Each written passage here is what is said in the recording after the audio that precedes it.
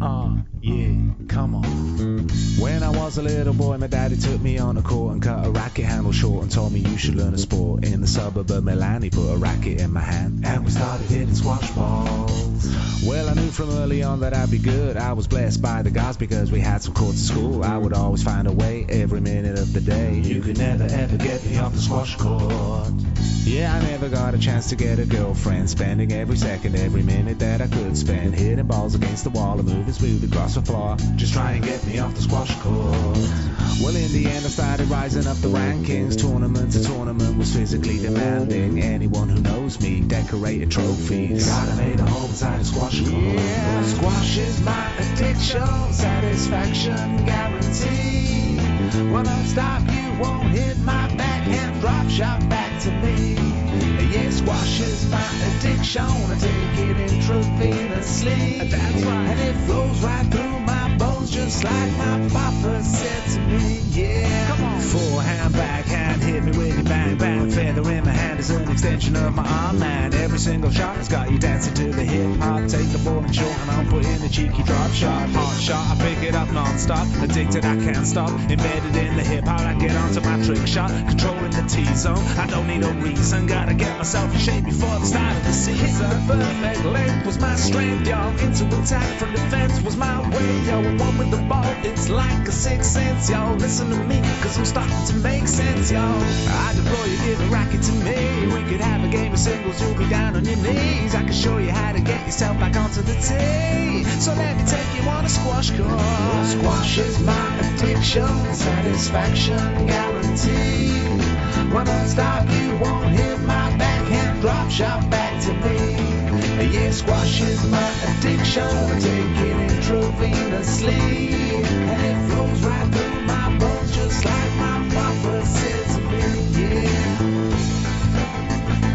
Hello and welcome to the Squash Pod. My name is Jamie. I'm joined today with Bevan and Bentley the Beagle. We will be talking about everything squash and racket sport in Wales. We'll be promoting a fantastic sport, as well as introducing and promoting disability within the sport of squash. So ladies and gentlemen, join us and let's get this show on the road. Okay, so it's game on, ladies and gentlemen. It's time for the warm-up. Fantastic, and here we are back around the mics for another epic show of the Squash Pod. I personally actually want to say thank you just quickly while we're here in the warm-up section to the amount of amazing feedback that we've had, and I think you probably agree with that as well when you play this. 100%, Jay. Yeah. It's just been epic, man. It's like people that don't even play squash. Like my girlfriend, actually, come to think of it, doesn't play squash. Yeah. Right. And now she's like, I wouldn't mind having a go. Yeah. So I'm like, wicked. I think I might start her off on racquetball though, because she might beat me at squash. Yeah, absolutely. Yeah, defo. So, what have we all been up to? What have you been up to, mate? Well, I've had a pretty interesting week. Number one, probably been getting a few too many phone calls from you, Jay. Yeah, we've been bantering that. You know, I think at this rate, I probably need to have a conversation with the wife about getting a key cut for you, mate. Because it's getting a little... or a restraining order. Yeah. And every time the phone rings, the missus is like, that's Jay.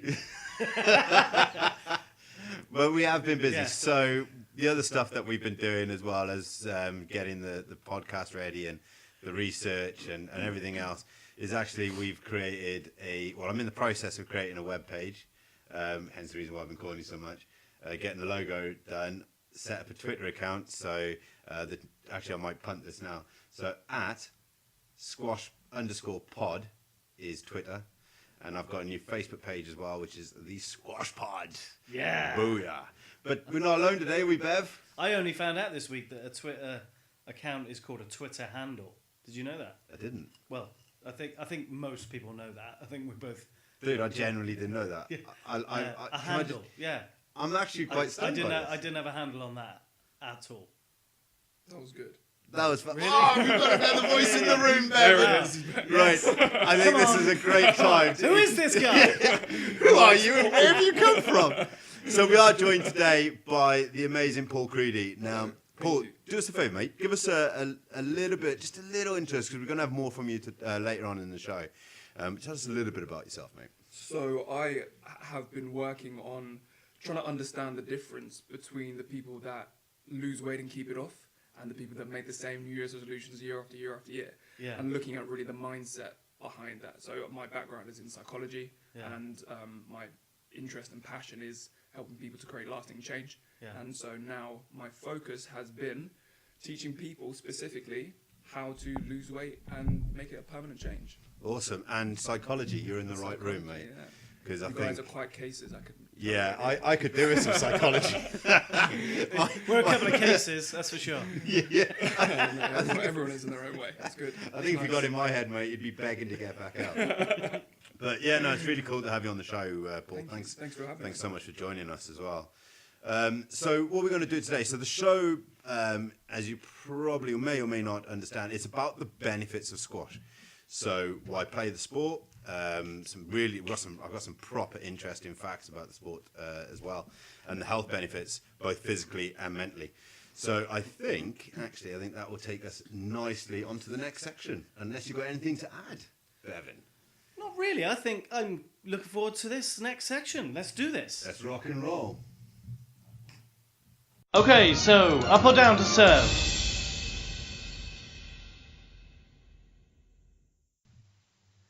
Okay, so Bev, I've got to admit, mate, this is my favourite part of the show, the serve. Mainly because I get to talk a lot, and I like talking. Whee. Yeah. But last week we done loads of interesting facts, and we talked about like the amount of countries that play squash, the fact that there's 25 million people in the world that actually play the sport, which I've had quite a bit of feedback where people have gone, I generally didn't know that. Yeah. The other thing as well that I'm going to just chuck in there because I didn't put it in the show last month, was the fact that, did you know there's 50,000 squash courts worldwide? That's a lot. That's a lot of squash courts. That is a lot, yeah. And country specific, do you know? Yeah, which one has the most? I know this, and believe it or not, it's not America, which is what I originally thought it was. It was literally something like Japan. Oh, wow. Really? Yeah, I'll have to. Don't quote me on it just yet because you've caught me on the cuff on the question. But it's not the countries you'd expect it to be. And I read it in. I'd have to research it. On the next show. I'll put it in. Or I'll tell you, I'll put the answer in the notes of the show. Did you ever find out, by the way? You know, mentioned in the first pod about there were 195 countries in the world. Yeah, and that there was two places in the world that aren't countries. You probably checked that out. Believe it or not, right? The first one is Taiwan. Okay. Right, which I was really shocked by because, bearing in mind, Taiwan is not a country. Taiwan is not registered as a country. Chinese. According to who? Yeah, so it's what they think. China, I think, say that it's part of China. Right. So I guess it doesn't have its own sovereignty because China are claiming it. We got a clever one. Dude, that is epic. That's awesome. Okay. Yeah. Don't invite him again. He's making us look stupid. And then the other one, mate. Let's be honest. Bentley the Beagle makes us look stupid. The other one is the Cook Islands. Okay. I've got nothing to add on that. You got nothing to add on the Cook Islands. I don't even know where the Cook Islands are. And just proof that we don't prep our guests. Absolutely. So, another really interesting fact that I got for you. So, did you know, and it's more prudent to the show that we got this time around, did you know that squash is actually rated by Forbes as the healthiest sport in the world? I did, yes. I mean, this is like being one of these old age facts that if you're in the squash community, this is something you've been aware of since, I don't know when it came out, probably the 80s, something like that. But certainly it's been around for a long time, that fact. And you hear people mentioning it all the time. It's really interesting, Paul, that you talk about, sports being faddy. Squash has been there as a go-to sport for people looking to get fit for so many years because of that fact. Yeah. Because of that they fact. Seek out squash. Yeah. They see that it's been told that it's one of the healthiest sports in the world. Exactly. Yeah. They're like, I need to get healthy. Squash is a good one to do. Yeah. Good sport Absolutely. To play. Nice. Absolutely. Okay. But also, I think it's because it's quite a fast sport as well, so it tests everything. But I'll go into that in a bit now in a second. So, according to the survey by Forbes magazine, squash was rated top of the leaderboard for the healthiest sports in the world. And there was like 10 sports that they used in the top of the leaderboard, and I've got a list of them actually. So, squash, obviously, rowing. Now, have you ever done rowing? It's hard. Yeah. Like intense. Yeah, and I mean, I can't take anything away from any of these sports, by the way, right? Because I've had to go at pretty much all of them, and they are grueling. So, rock climbing is another one. Oh wow. Have you ever done rock climbing? I've done a little bit of rock climbing. I've climbed a wall or two. I'm not feeling that one, rock climbing. Doesn't You sound like just it would hang be there and but it's ask so for you help. need, like, Yeah, you go so far, then you realise you can't okay, hide. I understand. If you're good at it, like maybe like Spider-Man, and you're going at some serious pace. it's not really Like, something you can how dabble many- in, really, yeah. is it? Because Step- it's kind of dangerous. And if you get it wrong, you kind of die. Yeah. Where- So squash, you can I think play, you can you do it, climb- You don't need to be Yeah. any particularly skilled high level, right? Yeah. Same with rowing, you can jump on a rowing machine. yeah, Yeah. Falling off a rock face Yeah. without it much hurts a little bit. experience, But yeah. you can do it in like, I know there's a place quite local to where we are called the Summit Centre. And actually, I read an article about this earlier on in the month, that the Summit Centre was actually visited by Prince Charles recently, because they're really trying to bring up rock climbing in sport, because it is actually really testing, it is really grueling. I've had to go. I had to go in calipers about 6-7 months after I really started to walk again, using squash as my physio sport. Yeah. And I had to go mainly using upper body, and it's tough, mate. It's grueling. But they've rated really well, but only in certain things. So like endurance, where squash endurance was like, and I'm not 100% sure what these markings are, but so the squash endurance is 4.5, where rock climbing is only 1. But Okay. then in other areas, it absolutely maxed out, like muscular endurance, for example. So the other one was swimming, which I'm not surprised that that's on the list. Yeah, that's a good one. And then cross-country skiing. Oh wow, yeah. And I had a conversation about cross-country skiing last night, actually.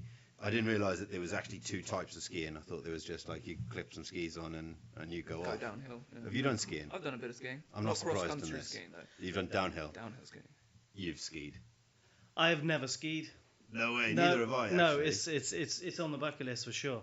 Now, the next one is I'm super chuffed is on the list, because as we both know, Bev, I actually play for Cardiff, Yes. and that is basketball. But I'm assuming that this is running basketball, not wheelchair basketball, which I Right. play. No. Still, I imagine wheelchair basketball is probably I quite would have thought intense. more, even It's- more. Yeah, just Yeah. as It just can as be physical. quite brittle, but it's obviously it's more physical on your arms and stuff. Yeah. And then the other ones then is cycling, which is, I think, one of Britain's most popular sports. Yep. After fishing. And then there's running, pentathlon. Is that? I don't know what pentathlon is, but listening to them, you might know. Come on, Paul. I'm not 100% sure. Was a hept and a pent. yeah, you start and then you start panting as you go along. Wait, what's But the it- one where you're skiing and you're shooting? No, that's not it. No, That's I'm gonna something else. assume pentathlon is like where you take part in more than 3 sports, so probably like 5 different types of sports. Yeah. I should imagine, because pentagon is 5, and Yeah. There we are. that's where I'm going with it. But I'll do some research and I'll check. I think it's probably the just a description. smaller version of the decathlon. Could be, which is 10 sports, isn't it? Yeah. So, and then the other one, which I'm really, again, not shocked that it's on the list, is actually boxing. However, boxing has scored a total of 17 points, where squash was 22.5 on the pointing graph. So I was really, really shocked by that, because boxing is quite intense. But there you go. So another really interesting fact about health benefits of squash in itself was printed recently by the British Journal of Sports and Medicine. They underwent a study which examined information on more than 80,000 adults across England and Scotland. Unfortunately, not Wales, which I was a bit disappointed in. But they took part in a national health survey between 1994 and 2008, and they actually also confirmed similar reports to what the Forbes list was saying, which I thought was really, really interesting. Well, I mean, with Paul being here, the interesting fact is if this is a serious study that's been done. I mean, who are Forbes? What do they do lists, right? Yeah. So lists on pretty much everything. Pretty much. So the only one that I know of is like the richest man, top richest man in the UK. Yeah, kind of thing. I see Which quite a I'm- lot of the I'm YouTube not on. stuff as well, like Yeah. the richest men in the world. And, Yeah, and all yeah. that. Yeah, that's basically who falls So up. statistics, They basically. do, yeah. and it's all based on stats. So what do they base it on? Do they give any information on that? Because I think that's a really important point. Is that you mentioned cycling, for example, like the reasons a lot of people get into sport is to get fit, and you picked up on, Paul, on the ability to keep someone's attention on one particular sport and why people they don't have the mindset to stick at it. It's a really interesting point with sport in general. Yeah, and Paul picked up on another point about like the rock climbing and why people wouldn't do that. Because I'll be honest with you, right? I'm frightened of heights. Okay, and I actually done rock climbing in order to overcome my fear of heights. I then later jumped out of an airplane and realised that my concept of heights was just non-existent. But that's another story. That's brave of you, jumping out of a plane. Yeah, I mean, I don't like planes either, which is quite ironic. So when I was planning this jump, I was like, I don't like planes and I don't like heights. So I know I'm going to go up in a perfectly good plane and then jump out of it at a great height. Really, yeah. I suppose it's a good way to overcome your fears. Jumping Yeah, into and now I don't really worry about fears that much. So is rock climbing something you'd get into a little bit more, or not so much? It's quite expensive. So really? you can't buy so going back onto squash and racquetball, okay, and probably other sports that you've taken part in, you can literally go and buy a racket from some of the sort of major chain sports shops for 10 quid. Go on, name some. We haven't got any sponsors. Well, okay. Say what you want. Valuable point. Just name the one that you want to be sponsored by. Yeah. Sports Direct. Go on to Sports But Direct. If you you're can go- listening, anyone from Sports Direct? Yeah, absolutely. Sponsorship. But we'll use them for example. You can go into Sports Direct and you can buy a racket for 10 quid, right? Effectively, buy a pack of balls for like $3.99, and then you can go and hire a squash court down your local stadium if they've got one Yeah. for 3 quid for an hour, and you can play squash as long as you've got white-soled trainers. Not a great deal into it. Low barrier of entry. Yeah, you wouldn't. Say that term again. He's done a degree, hasn't he? You hear that on a degree course. Low barrier. To entry. It doesn't take much to be able to get involved, right? I love that. I love that. You do realise that the brain cells in this room have literally doubled, right? Because he's got the same both of us. Yeah. Didn't need to put the fire on in here, did I? Because he's hot. So and I think that's one of the other aspects of squash. Things like squash, running, anyone can do it. But it's not an expensive sport to get into. But what we're saying about like access points and what is measured in these sports is, the reason people love cycling and running, for example, probably the most popular sports in the UK, in my opinion, Paul will correct me, I'm sure, but is that you can put your shorts on and a pair of trainers and go for half an hour and you're done. I'm glad you mentioned that. Yeah. But with squash, although there's a low barrier to entry, you're still limited to the club availability and court availability all over Wales. So the barrier to entry is they're kicking squash's butt and racquetball because of that fact. Yeah. Also. Yeah. So, but from a fitness point of view, squash, as Forbes rightly says, in my opinion, is far superior because there are so many areas to squash that you measure data on. And it's not just physical either. It's also not mental. just the physical aspect. So and we can come on to this, but it's aerobic fitness, it's anaerobic fitness, it's physical, which means it's the fitness aspect of those two areas. It's the tactical element. It's technical. It's how you hit the ball, etc. And it's the mental side of the game as well. There's these four components which make squash such an interesting sport, and the reason that when people play sport, they don't stop. You might go down the gym and go down there for 6 months, but eventually your personal trainer's not going to be able to keep you motivated anymore, and you're not prepared to pay them £100 a month. Yeah, But if you're going down the squash club and you're seeing your mates, £100 a month. and you're developing those four Hang areas, on. you're loving it. Stop this podcast. £100 a month. No, you're still recording. No, we're stopping this podcast. Did you say £100 a month for a personal trainer? Depends how many times you have sessions. My It's wife, quite cheap, she really. she throws money at it, big time. Probably. Do you think that's cheap or expensive? I'd say that's quite cheap. Really? Because if Yeah. you're I've having never had a personal What trainer. is it? £30 an hour? It could be £30 an Yeah. hour. £30 20 an to hour. 30 is So- Wow. standard, and then So if you're having three maybe one lessons a month, session, that's one a month, one a Yeah. week. I think I'm, in Go around, I'm mate. beginning to think I'm in the wrong Yeah. job. You'd get laughed out of that industry, mate. Yeah. So now we're going to run on the treadmill. Oh, Yeah. my bad. So the next thing, right? Okay, so you mentioned about 30 minutes, right? So according to Forbes, 30 minutes spent on the squash court gives you an impressive cardio-respiratory workout. I don't know if you can tell, but I'm reading this. Constant running and rallies build up endurance and muscular strength in your lower body, and squash can even improve flexibility in your core and back, thanks to its twisting, lunges, and turns necessary to keep the ball on the go.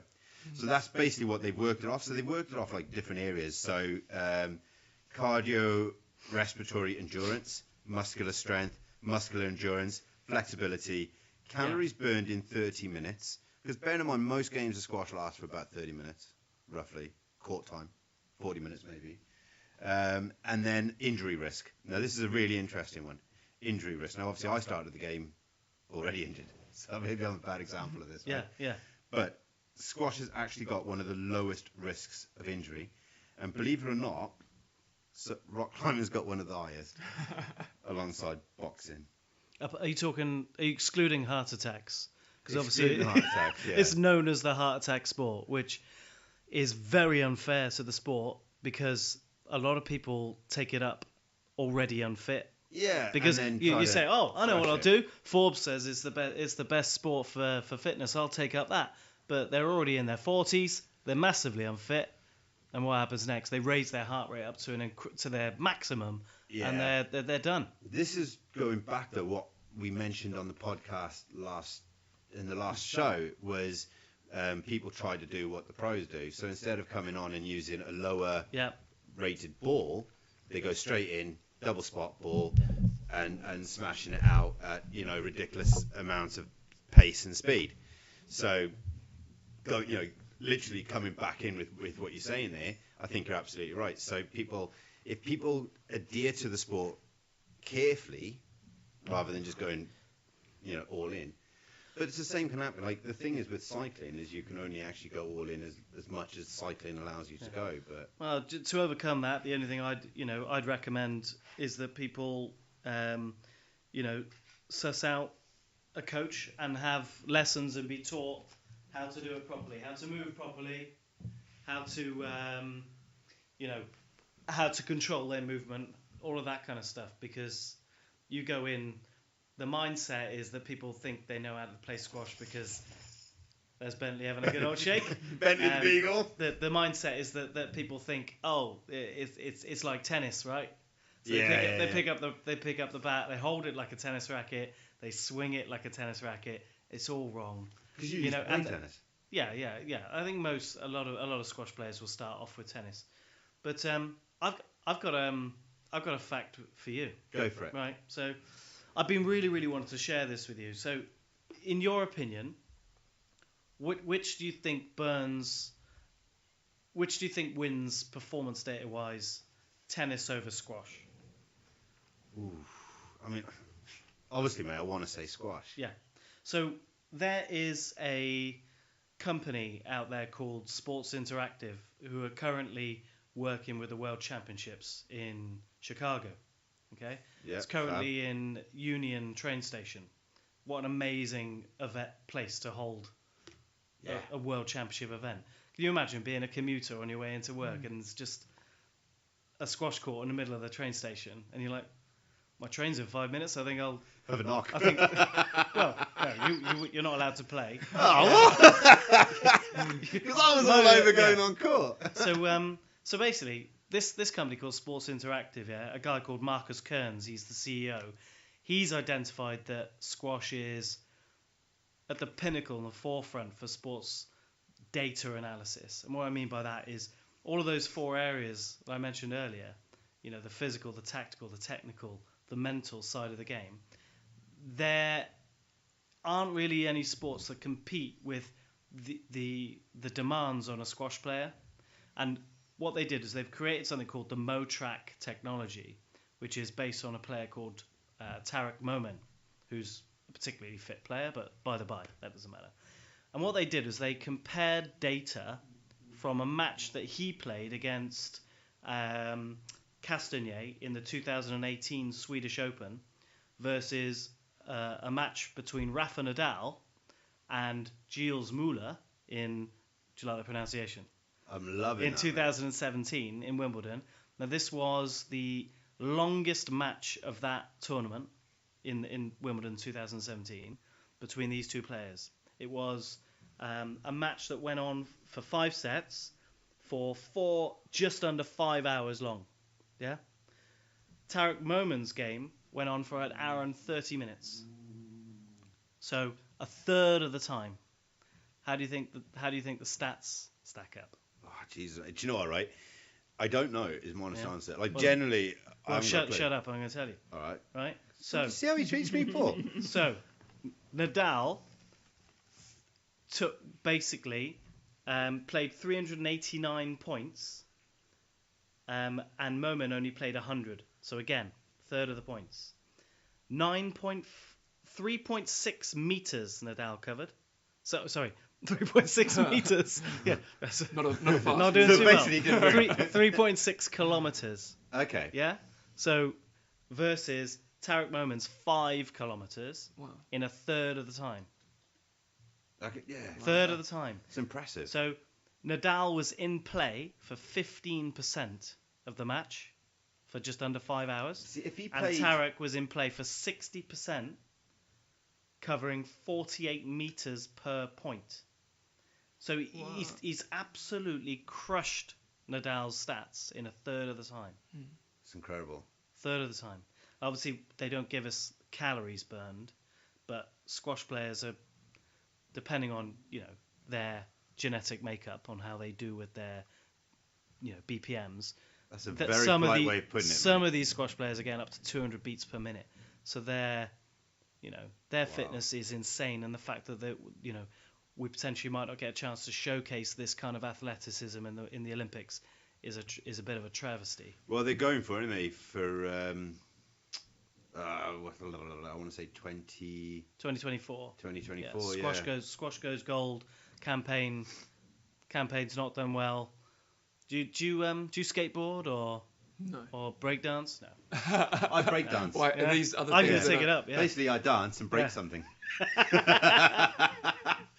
So those other sports that are trying to get recognition with the Olympics. Breakdancing's in it. They've been Breakdancing's in the Olympics. They've been they had an opportunity to add another 4 sports to be potentially included. So I think they'll decide in 2020 if they will be in, but they've been pretty much recommended. And squash. Yeah.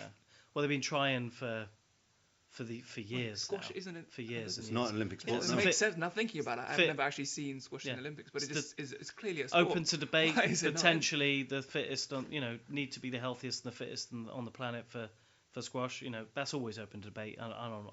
We're not here to say it is, but it's up there, isn't it? Yeah. It's got it. Forbes says it is. So Forbes says it is. So it is. But not Somebody on the Forbes. Olympics committee should be sent this article. Yeah. Well, that's very interesting you say that, because I think if they're ever to be held to account for their decisions, they ultimately can do what they want, right? But they must have a set of criteria which based on how they make their decisions.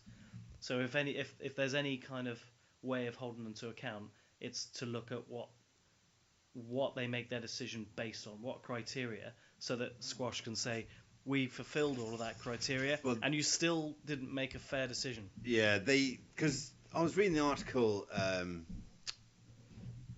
earlier on in the week, actually, where they were talking about, they were talking about the criteria and what's expected, and squash has actually nailed most of the criteria, though. They've ticked all the boxes. But now they're on about taking them to court, aren't they? They're taking the squash community are on about taking illegal. That's the thing. It's very difficult to take them to court because they can make the only way to look at it is to see what their criteria was and see. But ultimately, where's what they can do what they want. To see how squash isn't coming up to par. Yeah. Under their own assessment of what and what isn't a sport. Yeah. So this company, Interactive, they've recognised that squash is at the forefront of data analysis in terms of athleticism, because they've realised that players regularly cover in excess of 1 kilometre a game. This is on average. Hundreds of changes of direction, like you said, Jay. With it's my weakest point. Complex movements and heart rates regularly in excess of 190 beats per minute. Players have a 4 to 10 second recovery in squash, versus in tennis and badminton. How long do you think Rafa Nadal scratches his behind before he serves again? He has a bit of time. It's on average, 25 seconds between points in a tennis game. Fair. And 12 seconds for badminton.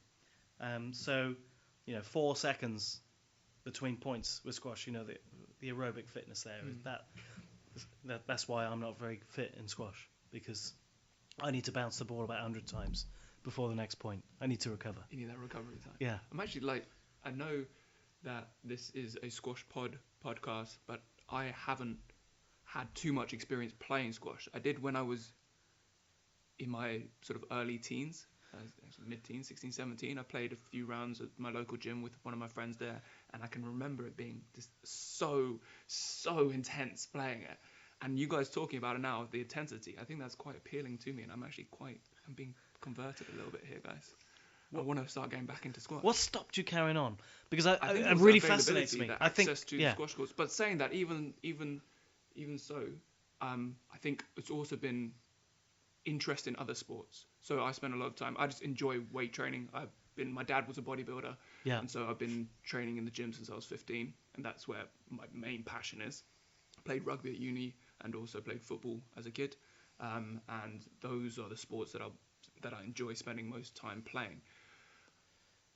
So I think it's just personal preference, interest. I think it's interesting that you brought up availability though, because we're going to do a show later on, another episode later on in the show, actually about availability of courts, because there's a lot going on now. But taking it away from that and bringing it back in, I'm actually quite surprised how many clubs there are just in this area alone, especially when you start looking at team sport and stuff like that. But there's some really interesting facts in relation to the game. So health-wise, I think to summarise that up, I think health-wise, if you want to get into a sport where you can get fit, get healthy, don't have to pay a lot of money to do, squash is definitely up there. And I think for me, and I've mentioned this a lot, it's not just about physical fitness for me, because obviously I do a lot of other sports as well, so a bit like yourself, Paul. But it's also about mental for me as well, because you're thinking. So when you go on court, you've got no choice but to think about the game, and you're thinking about where you're going. And even if all you're thinking about is making sure that the ball hits the front wall, it's actually not as easy as it sounds. Like, you hit the ball to the front wall, because sometimes the ball goes, and I know from my own side, the ball goes all over the place. But definitely, coaching costings are less in squash, I like to think.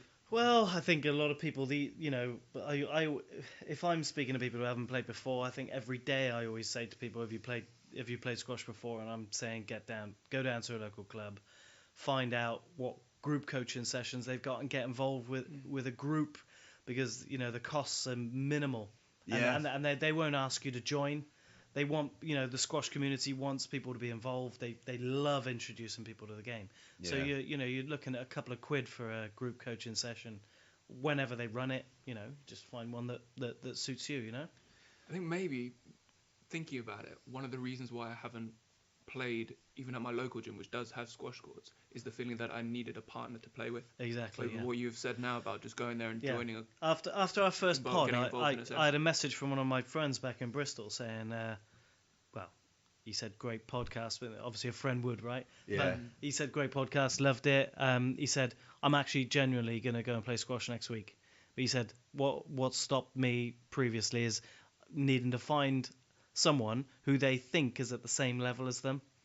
And that is the problem. Yeah. That, you know, You that's don't- never going to but you happen. You're don't, just though. going to go to work every day and just all of a sudden someone magically going to say, I'm Yeah. looking to play squash. And I'm not as good. Get you, ring a club up, find out when they've got sessions, and go and meet some people Yeah, that's who how I are got also into it. looking to do the same thing. But you know what? I do a lot of, we call it round robin down Yeah. the club. Yeah. And I play a lot in the round robin games.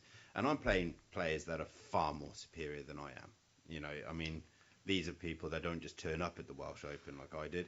These are people that win the Welsh Open. You know, people like, and I'm going to mention him actually because he won the Welsh Closed recently, Richard Murphy. You know, I mean, how old's Richard? I'm going to say, I'm just going to say it. Oh, he's going to love you. Richard, you're about 50, right? Yeah, but you can beat pretty much most people, right? Yeah, but you know he plays the game, and another one is Dave Davis, and I played Dave Davis as well, right? And they're both older guys, but I played them, and the differences because Dave Davis won his category in the Welsh Closed as well, and you know phenomenal players, and I played them, and they didn't make me feel like an idiot. Like I went on court, and they played the game, so they played to my level. And what they generally do is they use it as a training tool for themselves. Yeah. So they'll practice long shots and positioning shots, Yeah. trying to position the ball where I can actually have a good game. And I've come off court with both of these players before now, and I've thought I was going to throw up. You know what I mean? Like they've played the game, the rallies have gone hard, and I'm soaking wet, and I'm just thinking, oh man, I've had an epic game. I've played a couple of fantastic shots that I'm really happy about.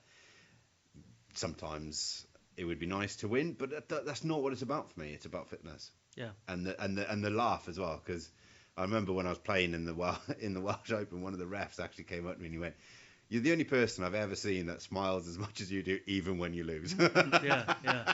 I just love the game. I just love playing it. But isn't it great that you're relatively new to the sport, but Yeah. you're already playing at a level where you can win things Yeah, within your area. that's you right. know? Yeah. And I think that is also a massive beauty. I think a lot of people, like I know my wife took up squash. She felt intimidated to turn up into what she thought was a male-predominated sport, and felt that people were watching her when she played. You couldn't get further from the truth with the game of squash. No, you that's right. you get players like the guys that you've just mentioned. They would love nothing better than to go on court with a beginner and have a hit with them and Absolutely, introduce have a little them. bit of a knock and introduce Yeah, them, give them some which is pointers. exactly what have I've a done. laugh. I mean, I've got a list of people, mate. Like literally, Chris Price, right? I've always been really close to Chris, and the encouragement that he's given me off court. And Chris used to play at a really high level. When he first started out, I mean, I think he didn't start at Rabine, he started at another club, and he was like in their A team. He was at a really high level player, and yet he's never ever said, he's never ever spoken down to me. He's always gone like, it's remarkable, mate, and he's always encouraged me. Another one was Dave Chan, and you know Dave as well. don't you? Yeah. I remember Dave Chan once saying to me, "Don't be frightened, just hit the ball." Yeah. And that sticks with me sometimes. Like when you're tired. And sometimes I just remember Dave saying, "Just hit the ball." Yeah. And it's absolutely right. Sometimes you just got to get in there and just hit it and have a go. I just think, the age is no barrier with squash, and if you're looking to get fit, then get yourself introduced to squash. I mean, there's a guy who's an absolute legend of the game, who is in England. He took up the game of squash in his 40s. I think his name's Lance. I say Lance with a South African accent there because we're all South African brothers here. We didn't introduce that actually. Our guest Paul, he's a South African, just like me and Jamie. But this guy Lance, he took up the game in his 40s, and he went on to win 13 national championships. He played in 13 national championships and won 5 of them. Wow. And he Wow, played that is 72 times for his country. Like he's currently He's currently 83 years old, so he's the oldest squash player And he's still playing. in the world. 83 years old, and he's still banging out titles. Well, we've got. I mean, he's not banging out title, but Peter Perry. Yeah. Uh, You did it again. Did it again? Peter Carey. Yeah. Yeah. Can we delete that?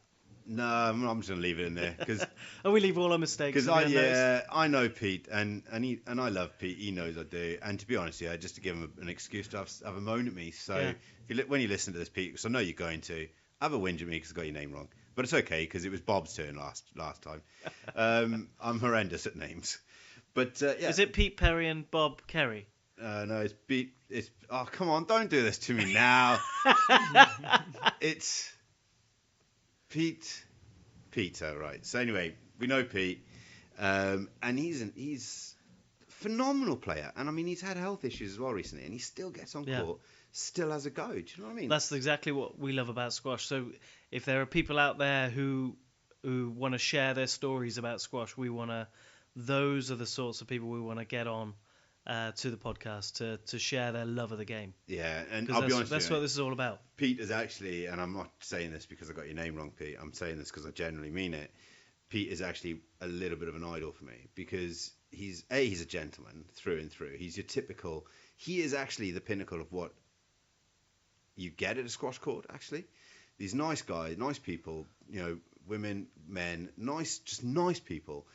Who've all got one thing in common, and that's squash. And Peter actually is one of those old school people, old school gentlemen. And do you know what? I think he would get anybody to fall in love with the game. Yeah, he's just that type of guy. So, and I'm going to finish that section on that because I'm actually going to shout that section out to Pete because he's just such a legend, and he's a legend at Rabina Squash Club as well. So, good on you, Pete. Oh, it's unbelievable, people. The rally is on. Now. Okay, so the next section, which is the rally, this is where basically Paul comes into his own. So one thing we haven't touched on squash as a whole, we've spoken in great depth with the physical aspect of squash and the fitness aspect. And you were right. You were saying it earlier on as well about things like, as you get older with squash, you do get better, and a lot of people say that. You change tactics. But for me, one thing it's no secret. Okay, I've suffered for years. I've suffered with different areas of mental health. All right. Now, when I got into sport, it was a mindset for me, especially when I first went into disability sport. It was a massive mindset for me and a mind change. And Paul, this is basically your area, isn't it? Yeah, so this is kind of where you are. So I use squash as well as I use basketball, but I use squash because it's more permanent to the show, but also, like I said, the entry point is a lot easier. But tell us a little bit about what you're doing as in part of your business and how, I'm going to just kind of give you the floor on this. I'm just going to kind of give you the mic. Well, when it comes to knowledge of squash, you guys have got it down. So I can't... No, I haven't, mate. I haven't. Well, much more than me. So say what? What are we talking about? So you might be able to drop in a few more facts related to squash in particular. But in general, one of the most important things with anybody playing any kind of sport is that they enjoy it. And what you guys have said so far and what I understand about the community that you have is that you thoroughly enjoy not only the sport that you play, but also the people that you hang around with. Yeah. And having that support and the people that are willing to teach you and guide you and show you how to improve is huge for that mental health thing. Because if you are doing a sport such as running or cycling and it's a solo thing, then it's very easy to not realize that how valuable the community is. But that's not to say that running and cycling don't have those, because there are obviously lots of groups and lots of opportunity to get involved with different clubs that then offer that. And so that's what I kind of have heard from what you guys. I'm trying to find out those parallels that are most important when people are choosing what sport to play in order to, my focus is to help them lose weight and keep it off. Yeah. And that lifestyle has to be enjoyable. You have to enjoy it. So if you have an interest in running, if you have an interest in cycling, then using that as your means for exercise is all well and good. Squash seems to have a lot of ticking the right boxes with terms of the physical health, as you mentioned with this article, and there's a lot of opportunity to improve as you get older, rather than getting to a point where you then feel that you can't continue playing the sport because either you're not reaching the level that you want. You're comparing yourselves to people who are running faster or to other cycling people. faster. Yeah, Exactly. And it sounds from what you guys say that it's very much a nice community that is welcoming to all different levels. And so when people are looking at what sport do they want to participate in to ensure that they are maintaining a healthy lifestyle, then it seems that squash is a very, very good one for people to look at. Yeah. I think another point that you've made, actually, and you've kind of made it several times without really kind of touching upon it, but I don't know, like we talk about cycling, you talk about running, and you're always competing against your younger self or, you know, the guy around the corner. I know there's a lot of apps where you can actually compete against other people on the apps and stuff, especially with cycling.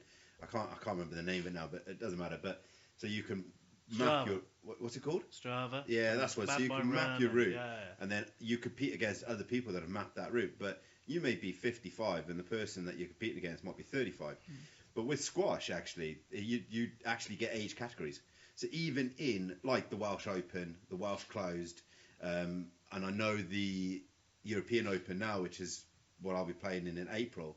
I'll be playing in the 35 plus. Oh, really? But then the next level is 40 plus, then 45 plus. Yeah.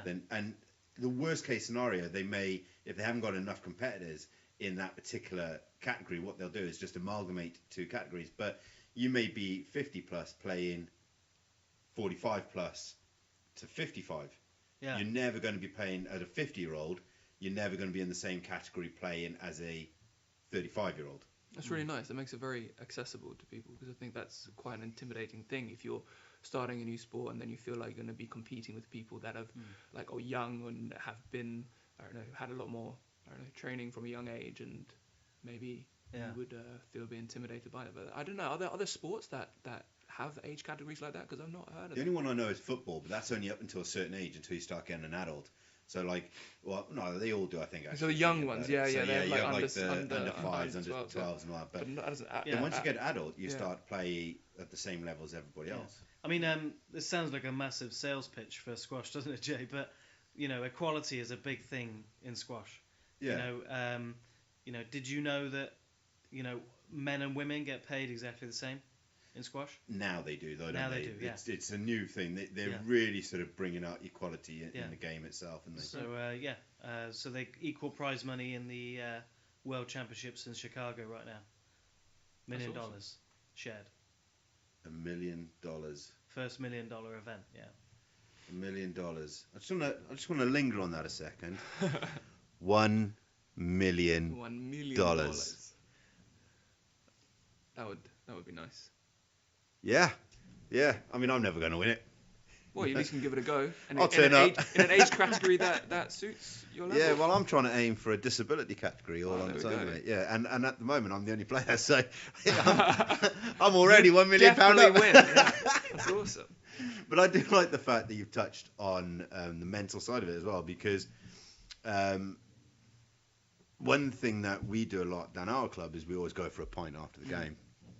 And that probably won't sit in the level where you're trying to like change mindsets to get people fitter and healthier living, but do you know what? A pint a week is actually really good for my mental health. The thing, but with what I think a lot of people who start diets or start going and playing sport, whether it be going to the gym or starting a running club, especially at the beginning of each year, is they think it's very much a black and white, all or nothing thing. They think they have to dive in the deep end, and that's now their lifestyle is no fast food, no drinking, it's exercise 5 times a week, and now this is what is going to help me lose weight and keep it off forever, and it just doesn't work. It's too hard. It's too hard, so they don't. It's fatty, and it doesn't. Exactly. It's on a mindset level. It's just impossible to use that much willpower to change yourself so quickly. So the great thing about what you said about having a drink afterwards, it's perfectly cool. Like, it's not, you don't expect people, and I don't teach people this, and I don't expect any of my clients to do this unless they really, really want to, and that's cool because it's up to your personal choice. But the point is that it's a process of change that has to be manageable in your life, and so you can live it for the rest of your life. If you want to have a drink with your friends after a squash game and you're playing squash, then that's great. Yeah, it's all part of it. Yeah. And the funny thing is, I'm going to say this. I'm going to chuck this out because you do make friends in squash, definitely, and especially when you start playing round robins and you start meeting all these new people. But that's actually how me and you met, Bev. And as a result, we're now here. And I'm getting you a key cut to the house. Yeah. I'm now stalking you every day. But we met through squash, and here we are making this amazing show. Yeah. Quick punt out. With great guests. With fantastic great guests. Yeah. So, I think there's lots of benefits of this of the game. Yeah, it's very cool. And also, like any physical exercise is going to be great for mental health. There's a lot of research which shows that the mind-body connection is a very real thing, and that people who exercise have much lower rates of depression, anxiety, just general stress, because, as I was mentioning to Jamie on the way here, it's putting your body under good stress, so you're able to deal with the kind of difficult stresses of life much more easy. It's training your body and your mind at the same time, so that when it comes to life and things not going according to plan, and life doing what it does like to do best, which is throw up all kinds of obstacles along the way, you've literally trained your mind by doing physical exercise to be able to better handle those life stresses. Yeah. Good stress to help you deal with the bad stress. Yeah. Well, there's no denying that has helped me through my journey over the last 5 years, going from being able-bodied into disability. I've turned to sport.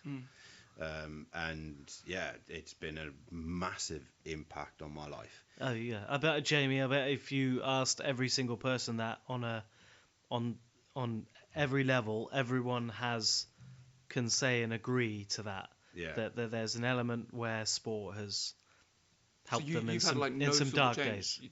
From when you started playing sport to how you were before, like in terms of your mental well-being. My mental health. And literally, I've gone down the club before now, and I've said to my coach, he's a great guy, and I'm going to mention his name as much as I can. His name's Richard Blend. He's a legend, right? Legend in my mind, anyway. Probably I'm the only person that thinks he's a legend. No, he's a great guy, and I've literally gone up to him and I've just said, and he's got like, "Oh, you're right," and I'm like, "The ball's going to get it today, Rich," and he's gone, "Oh," do you know what I mean? And that's and the ball does get it. And the ball gets it, yeah. And afterwards, I'm sure you feel so much better. Yeah, you feel great. And you talk about like stress, and when you cycle, I used to run before I fell ill, and I'd go running for hours, like literally for hours and hours and hours. And it used to take hours and hours and hours sometimes to deal with the stresses that I was at that point going through. It's how I got into marathon running, was because I'm ex-forces, so I was like fit anyway, but I went running just to deal with my life's stresses, and I found that I was running like 30 miles, and I'm thinking, well, if I'm doing this just to relieve stress, I may as well do it competitively. But you get on a squash court and it's 40 minutes and you're done.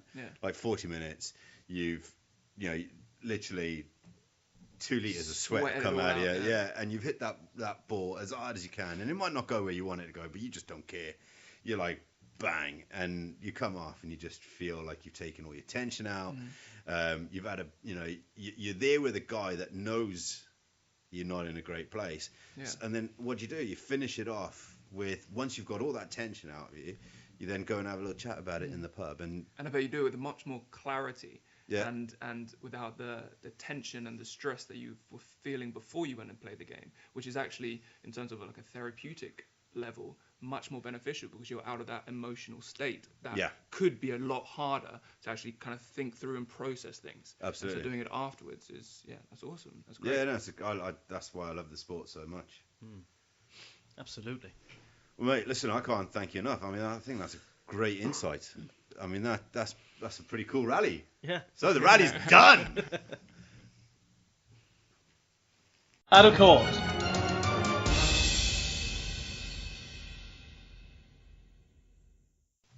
Okay, Bev, so the next section now, mate, is all over to you, and let's have the news. Welcome to the news.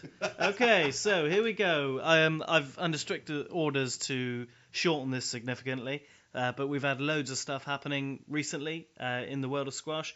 Keeping us up to date with the Welsh Wizards, we've had round 7 of the Premier League. This is Premier League squash in Wales at its absolute best. Welsh Wizards are competing for the playoffs, which is just around the corner. Next game is Chichester away against bottom of the league, and then St George. And then we've got Bexley again, 2nd of April, which we will be at with the Squash Pod, doing interviews with the players. So look out for us there. I have a quick question. Yes. Welsh Premier League squash. Where does one watch that?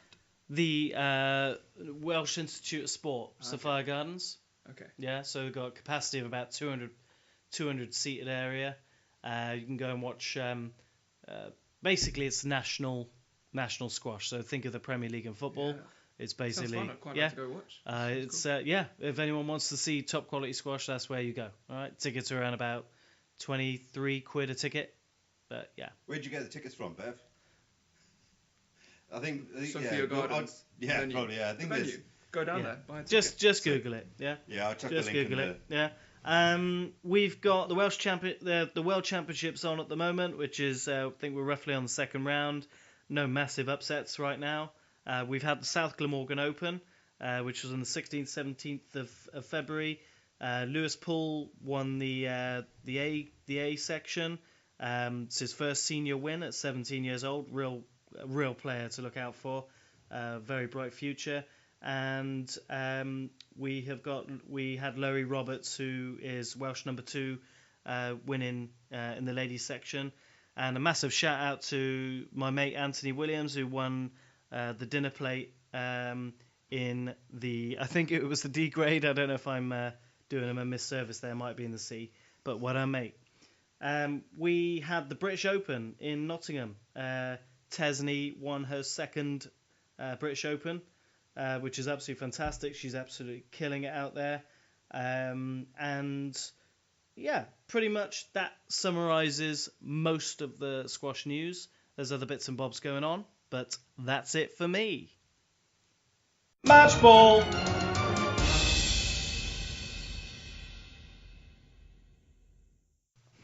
Yes! Guys, so that's the final little bit to the show.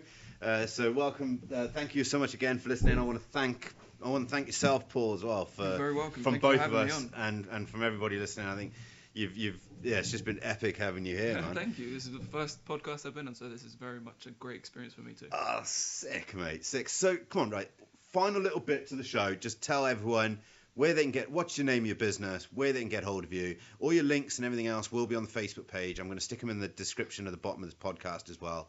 There will also be a link on our Twitter account with a nice cheesy smile of all of us, and if we're really lucky, we might get Bentley the Beagle in there as well. So go on, mate. Quickly. Hang on a minute, Jay. He doesn't get to pictures himself unless he comes down the club for a game and a beer. Yes. Okay, I'll get involved in that. Yeah, for sure. That'd be fun. Sick, man. Yeah. Yeah, we'll do a round robin. No, brilliant. So go on, mate. Quick. So yeah, my business is Weight Loss Breakthrough. That's the one that looks at the mindset behind lasting change, and you can find me on Instagram at Weight Loss Breakthrough. My website is the same but with .co.uk, and my personal brand is Paul FC Life, and that's where I document my journey of my own personal development and also the growing of my business and various things that I'm learning, with the idea of teaching people how to become who they want to be. And now he's adding squash to the list. And now I'm going to learn squash. Become a squash player. He's going to become a squash player. Become a squash player, yeah. Yeah. Guys, massive high five. Woo! Until next time.